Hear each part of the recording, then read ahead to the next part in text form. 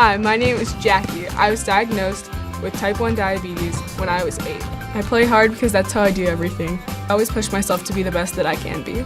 Type 1 diabetes does not stop me from doing the things that I like to do. Hello and welcome to Teen 1D, the podcast for teenagers and young adults living with type 1 diabetes. The podcast is not intended as a substitute for professional medicine advice or treatment. Hello and welcome back to Teen 1D. My guest today is Yoni Gilad. Yoni, it's nice to meet you. Thank you for agreeing to be on the show. I read about you in the September 10th, 2018 article in the Philadelphia Inquirer newspaper titled "For College Students with Type 1 Diabetes, Tips for Managing the Disease on Their Own." Can you tell us a little bit about you? Yeah, so I'm a rising senior at Temple University.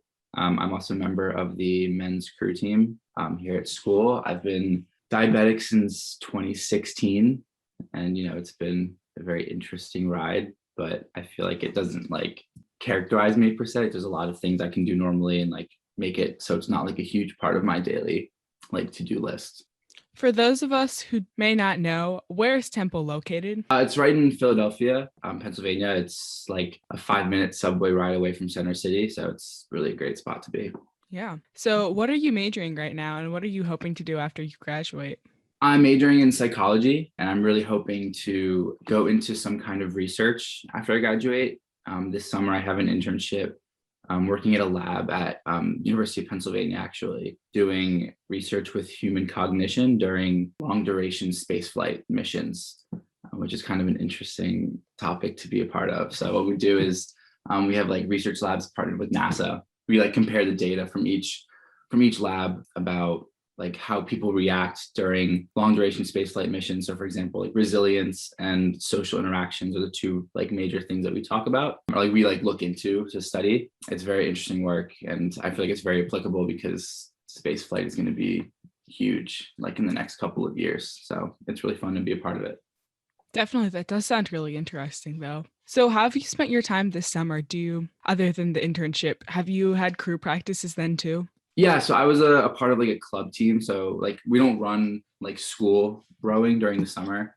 It's a lot of club teams. So for example, I was on the Penn AC Boat Club's U23 program, which is right on Boathouse Row in Philadelphia, which is a beautiful spot to be. So I was a part of that for a couple of weeks, doing my own kind of workouts on my own, spending time with family and friends, very important. Reading, keep myself busy in downtime, and just enjoying summer as well. So besides the internship, it's been a lot of that stuff, which has been really fun. Cool. So in this internship, did you do it remotely or was it in person now that COVID is dying down, I guess? Yeah, some of it was remote. A lot of the analysis stuff was remote, and a lot of reading kind of going into it. But we were really lucky that the actual studies that we did were a week long. And those were able to be in person. Took a lot of time and a lot of question marks as to if we were going to be able to run, but we were able to, which was great. So those parts were in person. I was kind of masked up, but we were able to observe in the lab at Penn, and then those will continue into the fall as well. Where again, the hope is that it'll kind of be in person again with kind of everything else, little working from home, analysis, reading, stuff like that. So, do you have any advice for people who are looking to find internships in the future? Just network. I mean, especially now with COVID, a lot of things will continue to be in person, remote, but getting a LinkedIn set up, just sending emails to people. The worst they can say is no, or just not answer, so just get your name out there. It's very difficult. It's kind of annoying sometimes, but it's best to just talk to as many people as you can. Befriend your professors. It's helpful for class. It's helpful just to learn. It's also helpful to see who they know, especially if it's in the field that you're interested in. So just kind of network is really the best piece of advice. Okay, thank you for that. So now moving over to more of the type 1 part. How old were you when you were diagnosed? I think you've mentioned this earlier, but it was May 2nd, 2016. So I was 16. And it was the end of my sophomore year of high school. Okay. Yeah. So was this just completely out of nowhere when you were diagnosed? Yes, it was. I had the usual symptoms, really tired, drinking water constantly. I didn't really think anything of it. I told my parents kind of offhand, and they were oh, that's interesting. And I think they did their own research without telling me. So it was kind of a surprise for me. But the day before, actually, I had a race for rowing. It was like one of like the bigger high school races of the year. And I just like didn't feel good. I wasn't sure if it was just like normal pre-race jitters or if it was just, like the excitement of it. But I was like, all right, whatever, like just go and do it. So I had like one race in the morning and then the final in the afternoon. And in between, I was just like eating so much. And at this point, my parents like did their research, like I said, so they had an idea. And I remember I went to like eat a donut and my mom looks at me and she's like, I wouldn't do that if I were you. And because like if you have a high blood sugar, like you're very like short tempered, and my blood sugar at the time was like through the roof without me even knowing it. So I like look at her in the face and like shove the donut in my mouth, which, looking back was probably the worst single thing I could have eaten. But then I like raced in the afternoon and just like don't remember the race. It was just like one of those things where it was just, I don't know if it was like diabetes related or if it was just like a race that just I don't remember. So I like finished that race and I finished third, which I was like kind of surprised about. And then the next morning, I like woke up to go to school. I went to my dad and I was like, I don't feel good. Like, I really don't feel good. So we went to the doctors and they were like, they ran some tests or whatever. And they were like, okay, like you should probably go to the hospital. Like you have type 1 diabetes. I was like, what? And then this whole like adventure started. So yeah, it was very surprising. I like, didn't really suspect it. I'm like the only one in my family who has it, like extended family as well. So definitely quite the surprise that morning. I was not expecting to be in the hospital being diagnosed with type 1 diabetes, but it happened. So here I am. So what do you use to manage your type 1? Do you use injections, a pump, CGM? I use a combination of the pump and CGM. I have an Omnipod, which I really like because it doesn't have like the wires. And I use a Dexcom G6, which I think is probably one of the best inventions ever made, personally. Do you ever find it to be an issue with a pump or CGM falling off while doing things for crew? Honestly, no, as long as I like prep well enough for it. So like if I see a Dexcom is like starting to fall off, like if you don't like put the tape over it, like the adhesive strip will kind of like start to like pull away sometimes, then I'll put tape on it or I'll switch it. Because the last thing I want is like in the middle of practice for it to fall off or fall in the river, which would not be a good situation.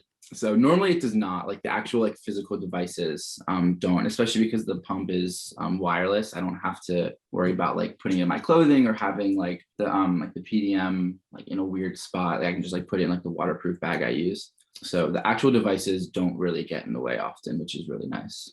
Where is the most unusual place that you've had to change something? That's a great question. I would say the most unusual, maybe not too crazy, but in class freshman year, I had to change my pump. I was like, I knew I was gonna be out for the entire day with like practice and class and whatnot. So I brought like an extra pump and like a vial of insulin, thinking I'd be able to like go to a bathroom like later in the day. And like all of a sudden in class, it just like started beeping and was like expired. I was like, oh no. So like, I didn't want to be that freshman that like got up in the middle of lectures to go to the bathroom like the first few weeks of class. So I was like sitting close to the front and I just kind of like discreetly was like switching my pump and like put it on my back and like was waiting for the clicks to go off. I would say that was probably the most unusual place. Nowhere too crazy otherwise. Okay, I'm sure that people have also said some like weird things to you along this journey too. Can you share with us one of the weirdest things that you've heard someone say? Nothing like too crazy, thankfully. I feel like people like, it's a lot of like the freshmen that join the team, they'll see it. It's like when we're like exercise, like practice, like, like it's very easy to see like the Dexcom or like the Omnipod on my back or something. So it's kind of funny that I'll like hear them talking about it behind me. Like someone will be like, oh, like, what is that? And someone's like, I don't know, like he's like a robot or something. Like people would like call me a robot or like a bionic man. I don't know, like things like that. But often it's like freshmen who join the team or like someone who like sees me like exercising, like doesn't know beforehand. And it's always kind of funny to like explain to them what it is. And they're like, oh, okay. Like, so you can't eat sugar then, right? Like, sorry. I'm like, no, I can, it's just like explaining the process because it's like all like the stereotypes, but nothing too crazy. It's just, I think, a good thing. Yeah.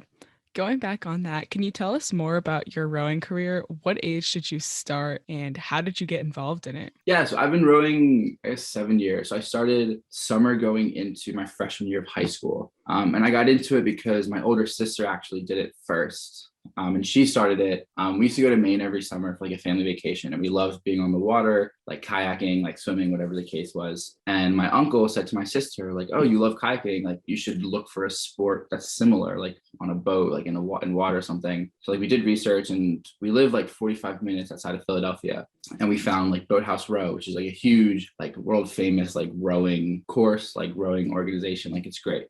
So she tried it and she loved it, and I would like go to her races. I would hear about it. And then one day I was like, I'm curious, like I want to try it. So I went to like a practice, I like started rowing, and I hated it at first. I was like, this is the worst thing in the world. Like, why would anybody do this? And then my mom was like, just keep trying it. Like, you'll be fine. I was like, all right. It's like I finished like that summer, like learn to row program. And I joined like an actual like high school program. And like the people were great. Like I fell in love with the sport. So like that's how I started. And now I'm going on to my 4th year of rowing at college, which is crazy. But yeah, no, I've loved it. It's been great. Like the sport, I love the sport. Like the people I've met has been incredible. Like my teammates and I are all so close. Like I live in a house with like 5 other people on the team. So I'm very happy about it. It's great.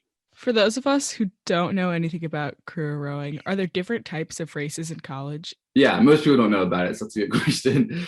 So there's like 2 different like kind of categories. It's like by weight. So like for us, it's like open, like heavyweight and lightweight. So I'm on the heavyweight side. The lightweight side is, I believe it's under 165 pounds. It kind of changes for the race. So like besides those 2 categories, everything is pretty much the same. So there's different boat classes. So there's a boat with 8 people, which we primarily do in college. And there's a boat with 4 people, which we do sometimes, but not as often. And there's boats with 2 people, and then there's like a single, which is 1. So we'll mostly row the 8s and the 4s, we call them. So it's just like the 2 weight classes. And under that, there's like the different like events or categories within rowing, just like about how many people are in the boat pretty much.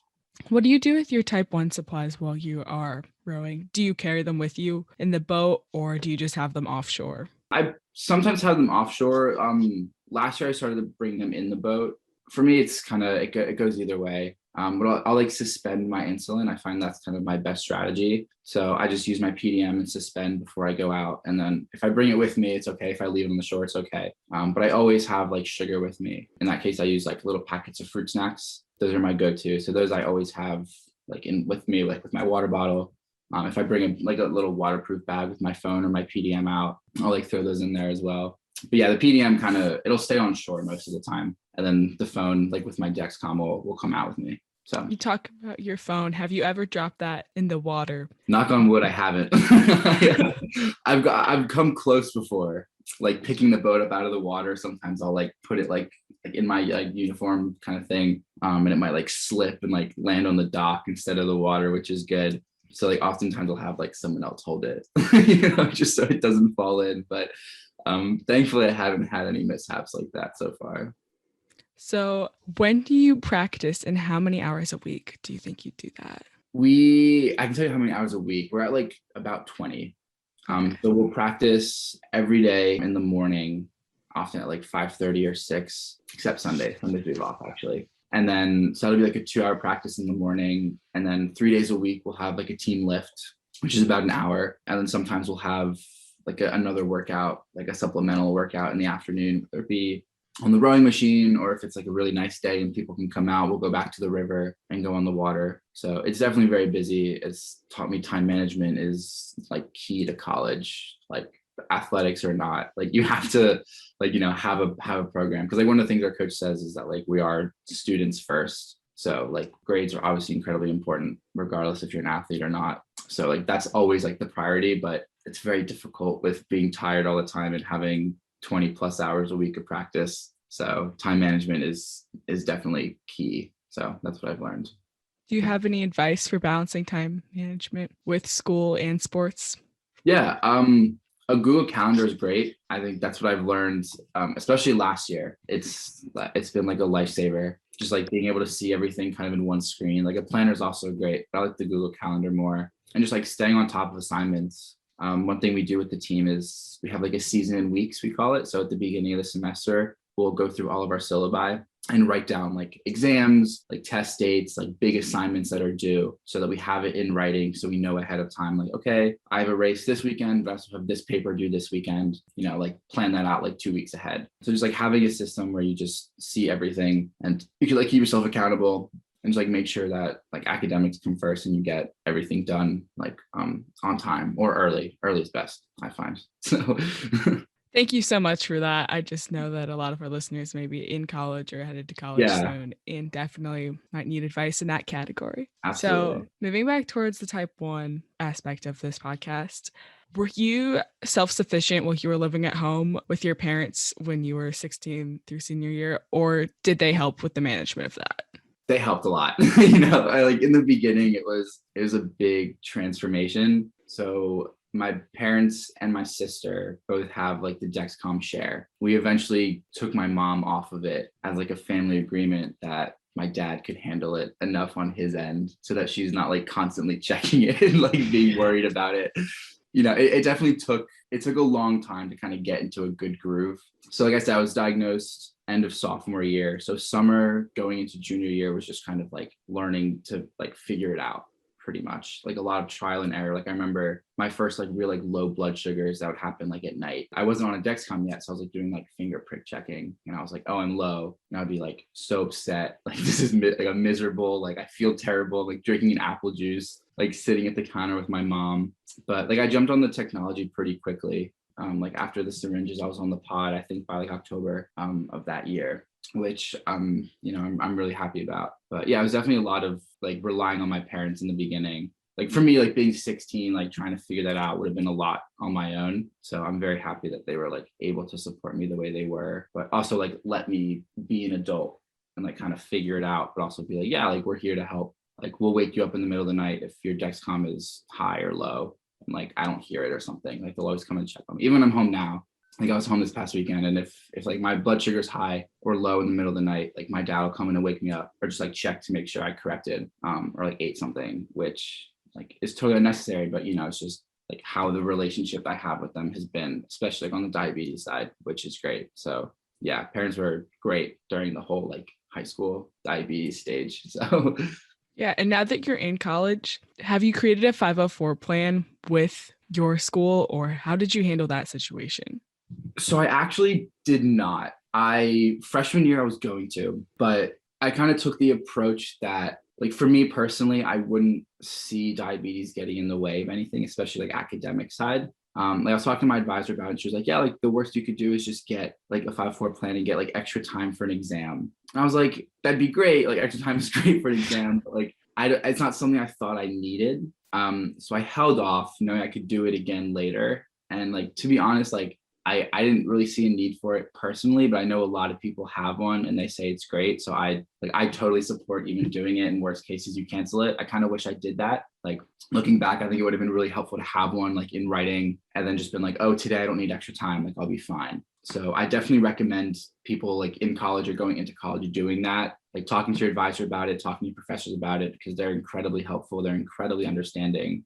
And it's not going to like put you off to the side and everyone's going to be like, oh, like that's the person who has like a 504 plan. That's a person who like needs extra time for an exam. Like why? Like what are they doing going to a separate room? Like it's not going to be like that at all. So I definitely wish I set one up. I don't really know exactly how the process works. So I can't really speak on that, but I definitely recommend people getting one. Like I said, even if it's just like a simple like extra time thing, because you never know like if your blood sugar is going to go high or low or something's going to happen. So definitely wish I got one, but I didn't. So Yeah. So when you first started in college, who did you figure out to tell that you had type 1? That was definitely one of the things I was like not most concerned about going to college, but I feel like that was a big part of it. So freshman year, I had a roommate, like a direct roommate. We lived in a suite with 2 other people. Again, like all people on the crew team. So of course they knew more in detail about it than really anybody else, because those are the people I like lived with like closely. Pretty much all my teammates I told kind of like voluntarily, because I had like the patches and like the Dexcom and the, everything. You can just see it and they'll ask. And of course, like they're my friends. So I'll tell them. Like I said, like friends outside of rowing, I've told, other than that, like it doesn't really come up that often. Like classmates, I don't like interact with them enough that it's like, oh, like look, like let me tell you this about myself. Like if it comes up in like a study group or something, Like my closest friends knew, my roommates knew, my coaches knew that was important. Also, I told my professors. I think that's helpful, especially because I didn't have a 504 plan, so they really wouldn't have known. So for me, it was just like a way to like get to know them as well. Also, just let them know like in case something happened, I would be getting up randomly in the middle of class. It was probably related to that. And also, in case something happens where I can't make it to class or an assignment is late, it's helpful that they know early instead of you backtracking and being like, oh, I couldn't submit this paper on time. My pod failed or something, like I'm diabetic, by the way. So like those people are definitely helpful for, but like otherwise, like it doesn't really come up. Even if I was like kind of out with friends, like they'll like check on me and be like, hey, like, are you good? I'll be like, yeah, I'm good. Like, thank you for asking. Like my roommates will be like, I heard your alarm. Like, are you okay? I'll be like, yeah, I'm good. Thank you for asking. So it's not one of those things I just like outwardly share. Like I know some people do, but for me, like being in college, I told my like close friends, intimate friends, professors, coaches, advisors, like that's pretty much it. But there's no harm. Like the more people who know, the better you'll be protected. So you're talking about writing papers, and that just made me think of academic stress. Do you find that can affect your blood sugar or adrenaline spikes? Yeah. Well, Finals week is always decks come on, alarms on. That is, yeah. Stress kind of in anything can affect blood sugar. So it's just, you already have a lot to deal with in college. I try to make diabetes like a top priority, but bottom of the list action wise, just because like there's so much going on. And when people go to college, there's going to be blood sugar changes because you're in a new place, eating different foods, you're on a different schedule, a different lifestyle. So like the first few weeks, especially, it's incredibly important to be like monitoring blood sugars and like making changes if you need, just because, like everything's different. But yeah, definitely during like stressful periods during the semester, like midterms and finals, I'll see some spikes. So I'll be pretty aggressive with my insulin during those times, whether it be like a complete change in my program or like a temp basal increase. Yeah, those will be the two biggest changes I'll make. But I'll like do that kind of as it goes. I won't do it out of the gate because I feel like now I'm kind of used to it. So it's not like too crazy. Have you figured out any tricks to keeping your blood sugar in range while in college? I don't know if it's a trick per se. I feel like it's just, like I said, like monitoring and making changes if needed. The good thing about college is you have a schedule, which means you get into a habit. So you'll do a lot of the same things most days, which doesn't sound exciting, but from a blood sugar perspective, it's really good. You have class the same time every day. You walk to classes the same time every day. You'll often eat lunch or breakfast or like any meal like at the same time because you have class at 9 a.m. or something. So like getting into a habit's really good because your body will kind of get used to it. So there won't be as many like weird variables that kind of just like pop up out of nowhere, which is really helpful in keeping like a good blood sugar. And then kind of like you said, like finals will be like a different time because that's when you can have class, you're up late studying, you're sitting in one spot more during the day. So also I find that sitting, you never really think about it. Like I had freshman year, I had class for like 5 hours in a row and I was just like sitting and like walking down the hall to another room and then sitting. Like that'll bring you up just because like you're not moving, you're just like typing or writing or just like sitting there really. So just like being aware of that, I think is something that's not like really thought of, like the amount of time you're just kind of like sitting in class. If you have like a schedule like that, I've also had schedules where I have like 2 hours in between class from like walking around campus. So it's a little different, but that's kind of where like the schedule and the routine come in really helpful.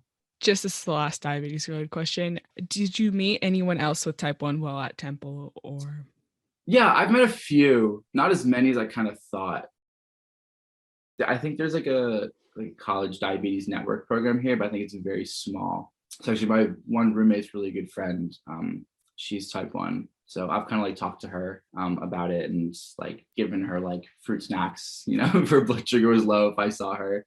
But I mean, if you meet people, it's going to be really helpful. Like they know everything you've been through. They know how difficult it is at times. And like it's a good kind of support group, which is really nice. So definitely look up if like your college has like a diabetes network. I think it's a great group to join. It's just really small here at Temple, unfortunately. But if it was bigger, I would definitely love to be a part of it. So definitely a good thing to be a part of. So as you're going back to school this autumn, what is Temple doing for that? Are you fully in person or is everything still kind of, I don't know, up in the air? Yeah, it's still a hybrid situation. So they announced that it was going to be majority in person. So I like scheduled my classes for the fall last spring, and of my 6 classes, 4 were going to be in person, 2 were going to be online. And I was like, that's great, like kind of back to normal-ish. But they just changed it actually. Oh So no. yeah, it seems like it's still a hybrid, but it's a majority online again. At least for me, like 2 of my classes were changed. So now I have 4 online, 1 completely in person, and 1 that meets twice a week, once online and once in person. So it seems like it's going back to kind of like that online presence, which like I wish it wouldn't, like I'm used to it at this point. So I'm hoping like I'll have at least 1 more semester of, being fully in person. So I'm crossing my fingers for next spring, but we'll see. Yeah, I hope so. I had a hybrid situation last year and I did not like it. No, no, I'm not a fan. Oh. And for our last question we have, do you have any advice for teenagers or young adults who are newly diagnosed? Oh, that's a great question. I like to think of like when I was newly diagnosed, I had like the first day in the hospital where I was just like not listening or paying attention to anything anybody said. And I was just like, this is dumb. Like, I hate this. I don't want to do this. And then like the next day I was just like, okay, I have to, like my advice would be like, it's really annoying. It's a huge pain, but like it is what it is, just like take it day by day, like make sure like safety first, like you have your support group is huge. But if your parents, like my parents have my Dexcom share, like to this day, I'm 21 years old, I'm living in college, and I still will get texts from my dad, like your blood sugar's high, like do something about it, like it's not just like one person, it's not just you taking it on, like have your support group, make sure you have supplies, like that's huge, that's so important, like have backups of things, like talk to your roommates, talk to your friends, make sure they know what to do, but also like don't let it dictate what you do or what you don't do. Like go get ice cream with your friends, go like to the mall. I don't know high schoolers do that anymore, but just like don't let it like define you, and just like you can still be like whatever, you can still do anything you want to do, just because like it's not like a blockade. Thank you for that. And then I've got just about 2 more questions. Do you have any advice for people who are going to go off to college and make a choice for that, or people who are going off on their own to live by themselves for the first time? Yeah, I mean, I feel like very similar. Obviously, like, health and safety first. Like if you're going to college, like talk to your roommate, talk to your suite mates, talk to your neighbor, talk to your RA, just tell them you have it, in case there's an emergency. And like I said, like get into a good habit, especially those first few weeks, like moving somewhere new is scary during this time of COVID. It's even scarier, and having diabetes, it's even more scary than that. So it's like a lot of like concern, but it's like, don't let it like really be like that big of an issue. Just have, like I said, have a system, have an emergency pack, have just like people on your side, like a good support group, and like you'll be totally fine. And this, as our final question, it's just important to highlight that there's more to everyone that's on here with type 1 than just type 1 diabetes. And for that reason, I'd just like to ask just a general question. You talked about that you've been reading a lot this summer. What have you been reading? So I've been reading the Kingsbridge series by Ken Follett. I literally have it right here. Like this massive book. It's so good. I read the first one called Pillars of the Earth. My mom recommended it to me, and I went through it in like a couple of weeks. It was so good. So I'm on the second one. I literally just started like the other day. So that's my current book. It's really good. I recommend it if anybody's an avid reader. It's really long, but it's really good. All right. Thank you so much for agreeing to be here. And that's all for today. Awesome. Thank you for having me. I can't wait to see this. And I hope that, if anybody has any questions, feel free to reach out. I'm really happy to talk to anybody about it. Perfect. Thank you. Thanks. Bye. Well, that's all for today. If you have any suggestions for future topics or guests, or just want to say hi, don't hesitate to reach out. You can email me at teen1d@gmail.com or DM me on Instagram at teen1dpodcast. Please don't forget to like, rate, and review. It really does help me out. Thanks so much for listening, and don't forget to turn into next week's episode. Bye.